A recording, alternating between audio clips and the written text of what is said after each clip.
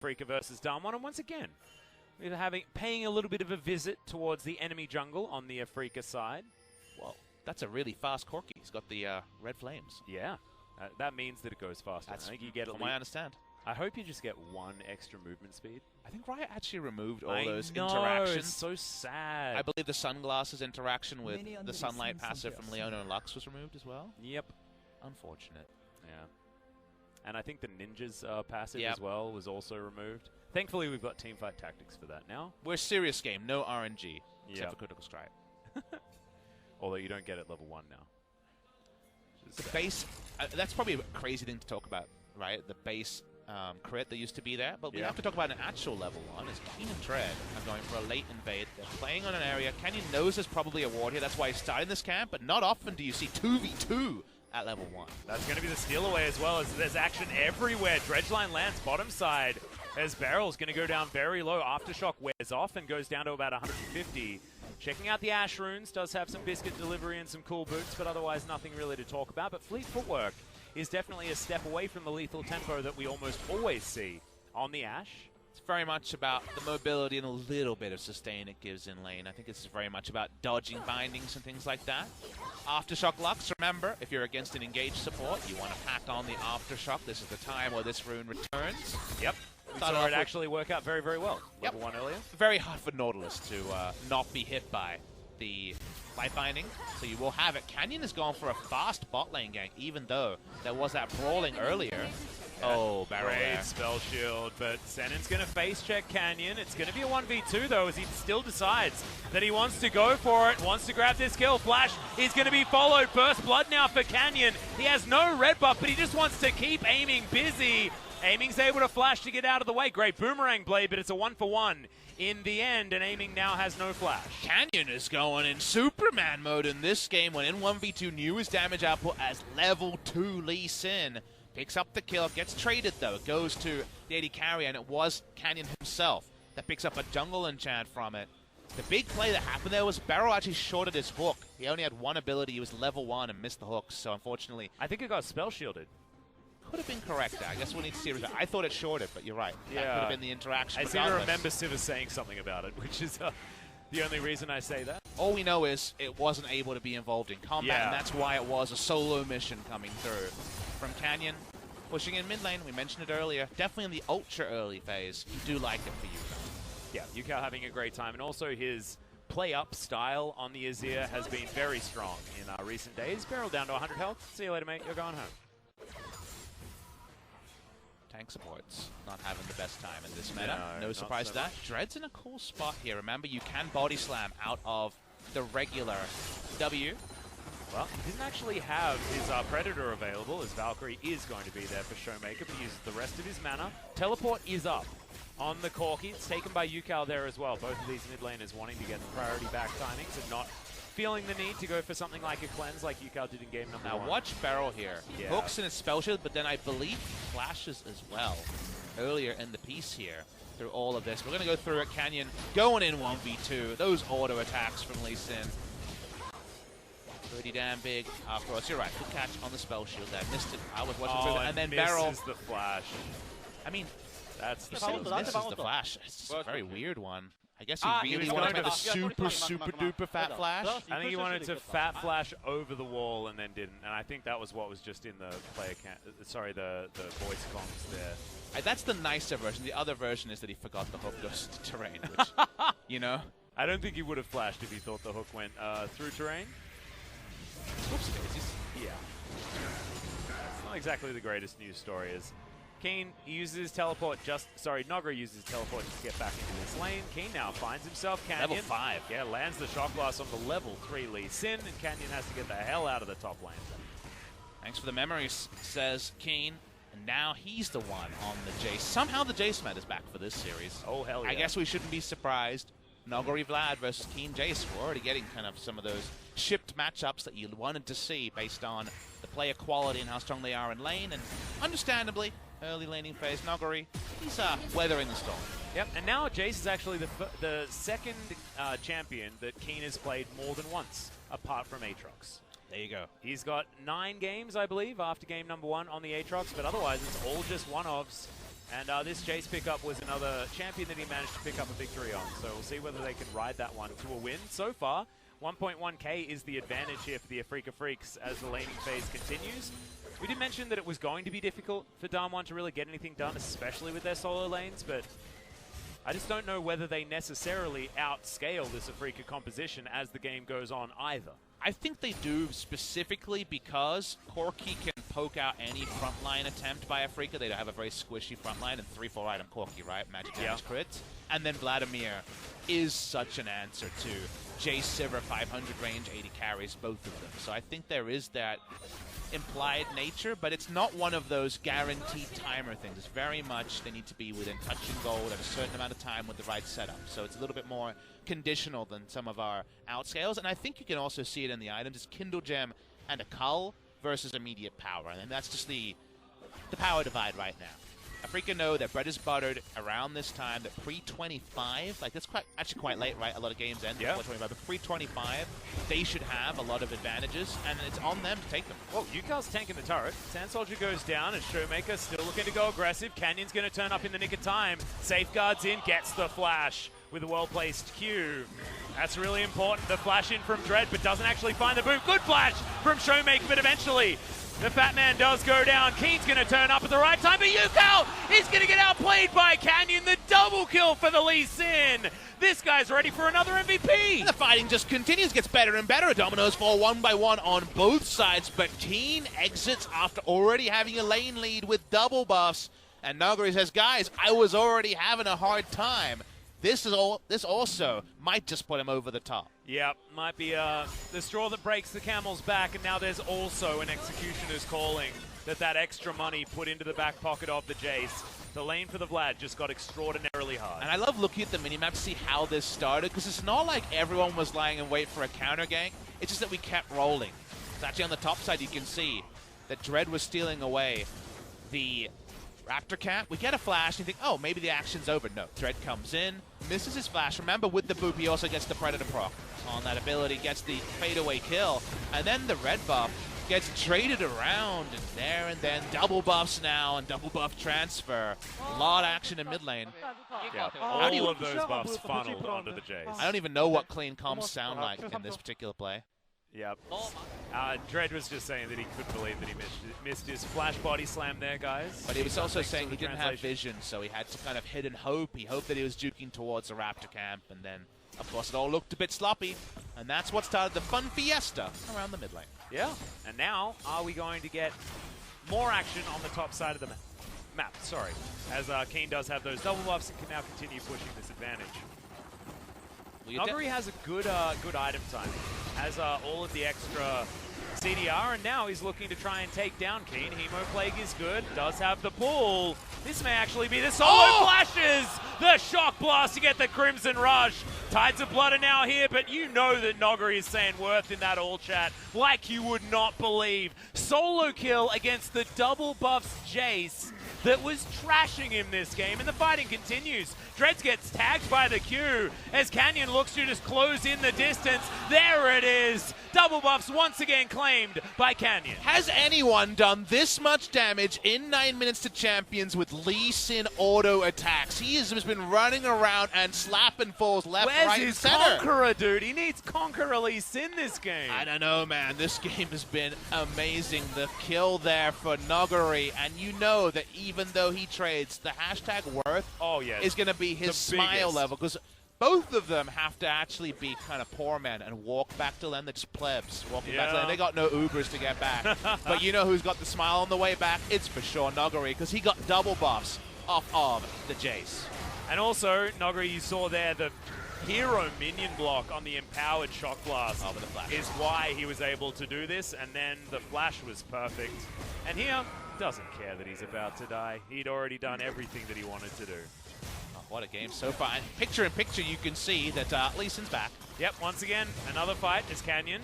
Just toying with him there a little bit. That was some weird interaction with the kick. The kick and the hammer hit. We're doing an override, interesting scenario. Keen didn't have flash, so it wasn't related to that. I don't know if we'll get a playback, but just know Canyon's ult was used. Yep, and now Noguri very close to level 9, very close to stabilizing. in this lane, although there is the Executioners, which does skew that just a little bit. Not going to have all of those transfusions without the Grievous Wounds being available. But the thing about Nuguri is, he's very much a mastery player. He is like laning excellent. So's Keen. Yeah. But I think Nuguri, because so much of his kind of value is in the laning, is not quite the same teamfight and teleport player that Keen is. No kind of insult to him. He's just that good at laning. How did he know that 20 to 30 CS down, with the items kind of looking like they do now, like a Codex and a Kindle Gem against double buffs, Executioners calling Serrated Dirk Jace, there was a solo kill? I don't know. I think he saw that missed empowered shock blast and decided, well, it's Hemo Plague time, boys and girls. That's what it looked like to me. But I wouldn't have made that play, Papa Smithy. That's the thing. Nuguri. I think you and I had the same reaction when we see that play. We lose our minds, we shout about it, and then we remember that we should probably be queuing teamfight tactics and not ranked. Yeah, damn right. There's certainly a place where my mouse is going to be. That wasn't like him re-rolling at the speed of light to get that cannon for the final fight. Yeah, with your sick teamfight tactics mechanics, Papa Smithy. I know that you've been busting those out. Well, as I said, Pantheon lover to the end. The Rumble Jungle doesn't need too many mechanics either, Papa Smithy. Oh, come on, I can hit the ult. People complain about that. I'm like, that's the only thing I can do. Yeah. Does that make you a natural Victor player as well? Because you can nail the E? No, I'm an awful Victor player. Dang it. Because I can only queue him top and then I just get ganked and die. Wouldn't you be really excited, though? It's like mini equalizers all the time. Yeah, but it's too close ranged. As, speaking of close ranged, we're seeing close to our screen, the Predator popped, and hopefully some more kills being heralded. Yeah, Nuguri now stuck underneath this turret. Tides of Blood gets no value, but this Rift Herald certainly will. Canyon's going to pay a visit. Hemo Plague will give Nuguri back his health bar, but he's not going to be able to take down this Rift Herald. That's a great stun to come in from downtown, remember. The stun length was huge as Nuguri not able to get into the pool. And Damwon, they try to set up for the defense, but it's just too many of the Afrika Freaks members. Really good post 10-minute move, though, from Afrika Freaks. This is when they fell apart in game number 1, but they make this play because Nuclear teleported bot lane, and they could just pack up and have a party top lane, and unfortunately, Nuclear not invited. They get the turret down, they slow down. What was starting to be a stabilizing point for Nuguri, he's starting to hit all of his item time, he's starting to trade well. Now a turret's down, a Yomu's Ghostblade is there, and they even have to address their lane assignments as well, so Nuclear's just actually caught in no man's land. Yep, and that means that Aiming has set himself up at 1-0-1, has a bit of a bounty on his head as well. Essence Reaver is completed for him.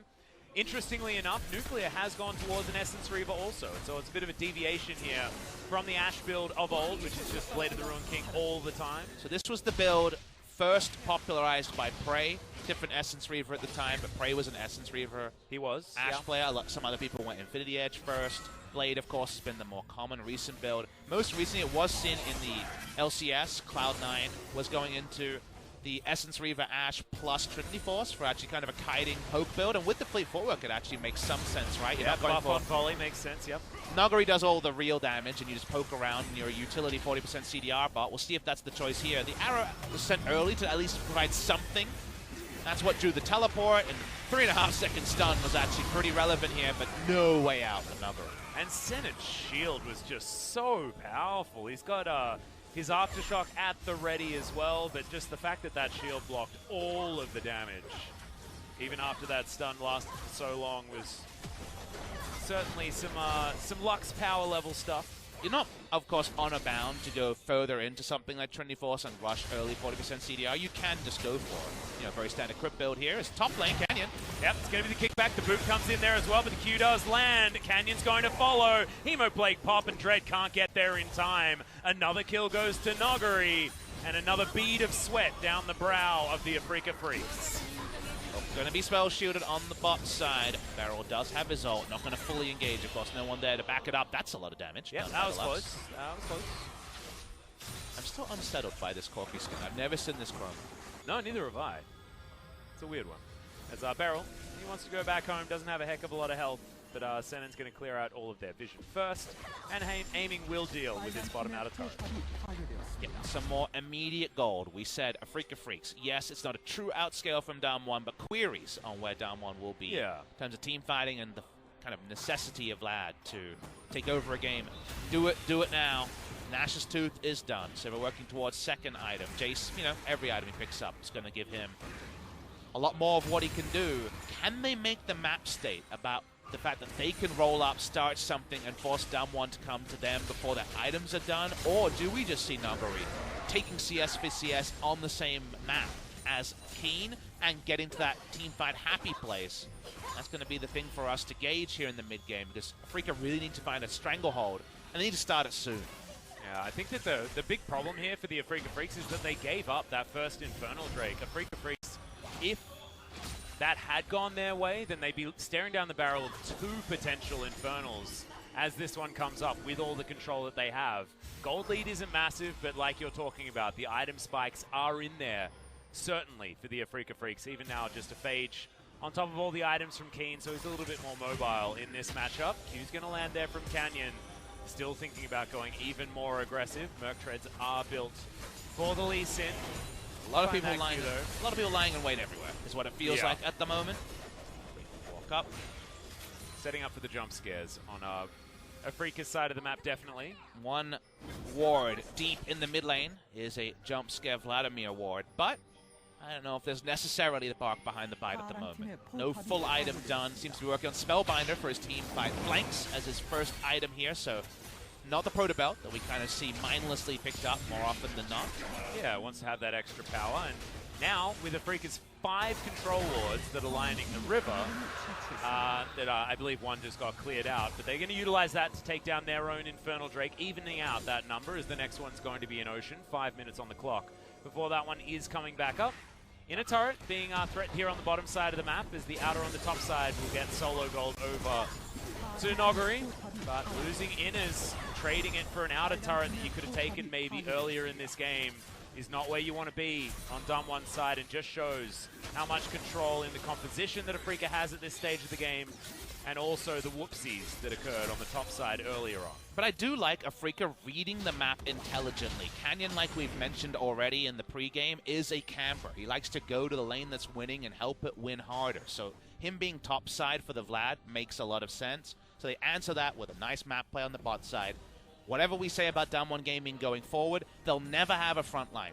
You can't call Lee Sin and support Nautilus a front line. They're very, very squishy in terms of front line. So where Afrika is, if they're rolling up as a unit, Damwon Gaming can't be face checking. They can't be trying to contest wards very well. So if Afrika move first and move quickly, whether it's the Moby Boots Lux or even just using the Sivir ultimate, they're going to find a lot. And it does seem like it will be Trinity Force from Nuclear. Yeah, going the sneaky style. Sneaky got a little bit of flack for this particular build, but I personally like it. When you first mentioned the Sivir volley buff, I said Trinity Force. Remember that now, CDR, I talked about lethality Ash, that 40% CDR Ash is along the same school of thought, right? Because volley is very short cooldown. If you don't need to be the primary damage for your team, what is your role as an AD carry? He's got an AD carry in the mid lane, and he's got a Vladimir, who's a teamfight dive god. There's nothing wrong with the Ashe not trying to kind of slower build a 3-item crit build. If at 2 items you have 40% CDR, Hawk shots are flying everywhere, so from having no front line, you can throw out, get temporary vision, you can engage. It means that you have a role as Ashe, but your role is not killing people in the late game. Now Canyon was spotted there. Noguri's going to come over. Canyon locks away the blue buff, but it doesn't go to the Corki, which is important. He was on top side of the map anyway. Now Aiming's looking to try and siege out in this mid lane. Still a very healthy outer turret right here, meaning that Nuclear has been able to land a lot of these volleys, but look at those shock blasts. Nuclear down to half health just from a couple of ricochets, and a shock blast coming in from the Jace of Keen. Looking at the CS numbers, Nuclear has actually pulled it back quite a lot. He was down by about 40 to 50 CS against Aiming earlier on, but has since been able to hoover up a few of these minions in the mid lane. Waiting for Afrika to find a way to attempt to kill the game. Baron usually represents that. Just about to spawn. 20 minutes now. It does spawn on the rip. They should be in first positions, like we've been alluding to. Afrika moves forward as a unit, puts down wards. Damwon needs to start throwing out blue trinkets and hawk shots, and even with CDR, there's always going to be a limit to how much temporary vision they can create. And then Afrika just need to trust. They have good Baron damage, they have good Baron turn. Now they can't tank it very well, they're going to have to be decisive. let's listen for those shot calls. They're going to be implied. I think the Sivir ult's going to be the spoiler on that.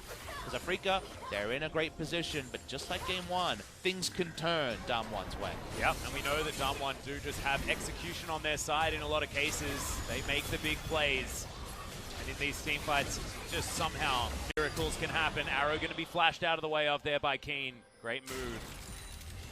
Senin has cleanse. You just indicated to me, Papa Smith. It is a big arrow, so it is very scary, and you can understand that even if you Captain Jacket, bad things can happen. Still, I think we know that was Keen's flash, we should say. Yes. So on to this one, we're walking up again. Here we go. Yep, Nogger actually taking a lot of free damage here, wanting to block any attempt at moving towards this turret. I like this. A lot of chip damage coming here. Nuclear doesn't have teleport, so his 2-second volley isn't going to be relevant for a while. Yeah, and their poke and siege is actually fantastic on the Afrika side. Not something we're used to saying about a Sivir composition, but with a Jace, with a Lux, it doesn't matter about your short range if you just basically kill everyone or force them home. Are you going to press your buttons, Damwon? We hear that Sivir ult. That means mid lane turret goes down, and what does mid lane outer give you? Way more reliable Baron plays is the reward here, so reward for effort from Afrika. So far, I've really liked that in game number 2. They've gone where they needed to go, when they need to go, which has not been an Afrika standby by any means. Well, Damwon now have some opportunities. The reset comes in for Afrika, and therefore, this Ocean Drake could be on the cards, but also some free time with this outer turret. And they have a Corki, they have an Ashe. Oh, boy. And they tear this turret up. Remember, this is a Sheen Ashe. She does killing turrets even better than she used to. Well, Freaking Freaks just decided to fully disengage. You know, everyone went their own way, and that just means the turret dies basically as an afterthought. It's still 4-2 up. And turrets, Damwon Gaming, jumping around. Remember, Lee Sin and his package still up on Showmaker. Does reveal himself here. Yukar has Banshee Veil and Flash, so he's feeling pretty pissed. Yeah, also Sun Turret there to back him up, so it feels like he's in a really, really small ARAM, just clearing up these minions very, very comfortably. 2-item spike like you're talking about. Banshee's Veil completed. Still, Showmaker does have the Sork Boots as well as the Rapid Fire Cannon as Canyon gets his ward over the wall. The Baron is going to be interrupted as the Hawk Shot flies over from above as well. So 40% CDR, done. Could be 45% CDR onto Nuclear, not to know. Don't remember the runes earlier. Didn't look at Ashe's runes. Weird, but you know, that's the way we usually are. Ashe, yeah, the fleet footwork with the Inspiration second didn't go into the Transcendent, so it doesn't have 45. Don't believe went for that last point there. So trying to kind of integrate what this all means. What do Damwon need is kind of an interesting thing to ask. We've been focused on Afrika's win condition. Obviously solo kills in the 1v1 would be a nice start. Yep, Hemoplate comes down. Lots of Tides of Blood coming in here from Noggery, and he is able to pull the correct abilities, finds the Q. Solo kill is too easy on the flashless Jace. And the flashless part is the important one. Doesn't matter where you're juking, you had to flash an arrow earlier. You're dead, boy. Noggery picks up the kill there. All they are short of, not even including the 1v1 kill, is a teleport ward. They don't have those set up yet, but if they can sneak a ward, say onto the blue buff, and then Noggery comes from the side with Spellbinder, that could actually be exactly the tonic for Damwon Gaming for what feels like an inevitable Baron contest in their very near future. I was really scared for aiming there as he walks down to face Noggery. He does have a 2-level disadvantage against this Vladimir, but didn't have the Hemoplague back up, goes back home, now has himself Morellonomicon as well as his Spellbinder, which was on cooldown also. So not going to utilize that. Afrika Freaks teleporting onto the Baron here, but it's just aiming, getting back towards the lane and putting some more pressure around where this Baron is. Another Hawk Shot flies over, and the 40% CDR build does allow for a lot of birds in the sky. As Beryl is going to get engaged on, doesn't get the aftershock, finally finds it as Dread goes golden. The huge pop onto the Lux as Dread's going to go down. Showmaker with a stray rocket locks in the second kill for Damwon. And how can they do this? They just manufacture one fights when they want them. But you can tell Afrika are getting frustrated. They try to just pull this out of nowhere. They didn't have vision to make the play. Canyon falls low. They're trying to chase for damage. Yep, Dredgeline comes in. That's the reset that Aiming was looking for. Teleports cannot be cancelled as Showmaker immediately trying to move out of the way, but Nuclear comes in as well. It was a double onto that ward, but in goes Noggery as well, and they don't even need it. The Sand Soldiers are there just to attend the Damwon party, and they will take themselves the Baron. That was the ultra grinder. Damned if you do, damned if you don't. Corki on the one side, but when Noggery's in the back and exploding health bars, he didn't need to use the Hemoplague for the first kill earlier. Comes back with it, and goodbye Baron. and perhaps goodbye, a Freak of Freaks. Yep, Senin going for that final spark, much like Joker did yesterday, not able to steal anything away with that one. Watch Nuguri here. Remember, look at his he EQs to death the damn Lux in the first play, and you think it might be over here, but if you've been watching this series, you know it's not. He didn't need Hemoplague, but knew the damage output on EQ. And Lux, a squishy enchant, or Season 3 feels for the Lux. The TPs come in. Which one's which? Is it the Corki? Is it the Vladimir? Vladimir in for the flank, and it just beautiful. Aiming's Hellfire. Instantly deleted. He'll eventually take down Yukar, who just tries to kill people to stop a Baron going there. And also, Canyon was there with the perfect timing on the stopwatch also to make sure that he didn't get swept up in that Emperor's Divide. Just really amazing play from Damwon. And we sat here, and I know I had this call in spring season, is when you see these games from Damwon, you see what seduced Coach Kim Jong-soo to leave IG for Damwon. This, to me, is the tantalizing team I wish I could be the coach of, because the potential for Damwon is to be a team like we've never seen, mechanically talented in every role, to a level that is, never really been approximate. I think of maybe OMG when they brought in Uzi, like in 2015, and had unbelievable lineup at the time. Cool in the mid lane, going in top side, and Loveling in jungle. But Damwon, they still got a lot of work to do on their macro, and their pick ban sometimes lets them down. But when it comes together, it's beautiful. It really, really is. And now you've got Noguri once again, waiting for a flank. Canyon fishing for some Qs. Baron buff not being utilized absolutely fantastically here, not in multiple lanes, and their siege not necessarily as powerful as what Afrika have put together with the poke options. Nuclear is, of course, able to throw out a heck of a lot of volleys. That at rank 5 right now. Poke comes in. A lot of annoying poke from Nuclear, like we mentioned. Here's the all-in. Yeah, we're going for it. Yukal has to flash to get himself out. Did have the Emperor's Divide. That's only going to get the Nautilus, though, as Damwon able to get some poke damage back over. Noguri, in the meantime, is able to take an inner turret in the mid lane, but they do lose one of their members, and Beryl's not going to be available on this map for another 25 seconds. How much do they really lose when Beryl dies? Yes, it's relevant, but they have so much damage still that you have to be very worried as a Freaker, even 4v5. Yeah, and Canyon even landing that Q, I thought that was just going to be dead. Red as Noguri here's the go button, dives in. Hemoplague's going to get so much work done, he barely even needs it. As Showmaker now just wants one more auto, misses the rocket onto Sen, and that's going to mean that he survives, but this inhibitor turret is not going to be so lucky. A perfect Baron inhibitor to be taken here, but the Baron's still going to be alive for another 30 seconds on this Damwon squad. They may be able to take more. Noguri was the player that made me get into those DMs and ask Jat to just nerf the damn Vladimir again and again in spring season. He plays to his items. That's the cool thing about Noguri. He always chooses a keystone and an item build that fits the lane rather than just going for the pro build that everyone uses that copies. They copy him, but he's situational. And when he chooses it, and he's played to his Spellbinder, again, his amount of fighting he's done in this game before 3-item Vladimir is more than kind of 7 other Vladimir games put together sometimes. And now he has a really cool hat, Bob Smithy. So great. He's got the Hemo. This is, again, we said, how much does it affect you that Nautilus isn't there? Turns out, Vladimir, when he has enough items, can initiate himself and kill everyone. And also the fact that Dread was at about 0 health, and what he did was delay his death. That's what his maneuver was in answer to that play on the side of Damwon. So I completely agree with you. Absolutely irrelevant that Beryl wasn't available. Feels like he just got a few buttons out of the Afrika Freaks and meant that Noguru's free to dive into the backline. Yeah. As this is a new bug. Which one? Oh, the sound? Yeah. I've heard it before. It's a weird twinkle bug with the Corgi skin, I think. Yeah. I appreciate it because it's way better than some of the other bugs we've had. Remember the old Gatling gun bug? Yeah, that's probably what this is, actually. Oh, yeah, that's probably what it is. Okay. Just changes the sound just a little bit. Spotted Zonya's bug was my least favorite as Noguri. Can they keep the CC bar? The answer is no. As the Sanguine Pull, even able to turn around onto aiming for most of his health bar in damage. Canyon's desperate for it. He really wanted to find that kill package delivered to Sen in there as Showmaker dives the back line. Not going to lock down any kills, but we know what the message that is being sent from Damwon is. We're going to murder you if you stand in our way. Get out of the way of our inhibitor turrets. And Damwon Gaming have a hot date. They want to get to it as fast as possible because they are playing thick and fast mid lane. Dread dives into the back line, but he's just going to have to go golden and delay his own death once again. Another Sanguine Pull perfectly timed there from Noguri as they do back away. Jungler is dead. 1 minute on the Infernal Drake.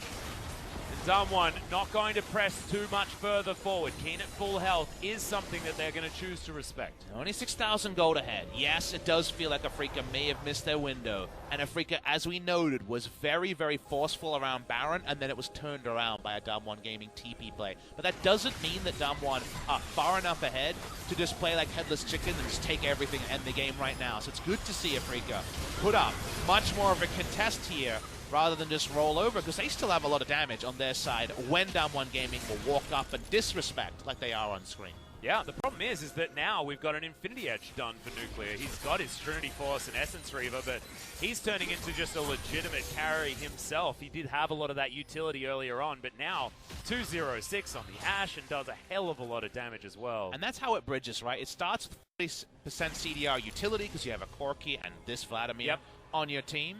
And then now, with how things go, Essence Reaver and Infinity Edge is 50% crit. So, yes, you don't have your Zeal item. Kind of weird to see a build go this far with no Zeal item at 31 minutes, right? That's how the build goes. But when your Zeal item comes in, you've kind of got everything. But before that, you had utility and a bit of burst. If you get that IE proc with Trinity Force, it's a lot of damage. And then it goes to more normalcy is we're having to zoom out, Senin trying to contest the Baron. On Gaming, they feel like if they get this one, the game's just over. Yep. I think a lot of us are feeling that way also. I really love the rapid fire cannon utility as well that Nuclear will be able to bring in. I just feel like this build it's really fun. I don't necessarily know whether it's good, but it's really fun because then you get to volley and then auto attack at volley range and still get the sheen. It's a new age build. People are still testing things in Korean Solo. You see, actually, whoa, that damage. That was Showmaker at the top of your screen. That wasn't the Q doing that much. As you saw Afrika Freaks, they were very, very scared. It means that Nuclear's already optimistic arrow is going to go wide, but they're already starting off this Baron. It's down to half health, and Showmaker's not even there. Beryl's going to set up choppers. That's a Valkyrie very aggressively. And the final spark's going to do nothing. That's the Baron locked down. Beryl diving into the backline. Noguri doing exactly the same thing in the Sanguine pool, but he's not even the main damage threat in this particular engagement. The Corki was tearing them up. You know, that's a pretty scary thing to consider, Atlas. I think that's going to be it, though. They're going to be able to come in. They've got the teleports back up. They're going to go shop, come and end the game. Yep, more teleports to fly forward. I believe that's Showmaker turning up in the mid lane. Noguri was already on the bottom side. They're going to funnel some super creeps towards these Nexus turrets, and you're right. That hot date, they're going to be there on time, Papa Smithy, maybe even early. They can get some extra appetizers. Nexus turrets are going to be dead. The arrow finds Keen in the back line, and Dread once again goes from golden to dead.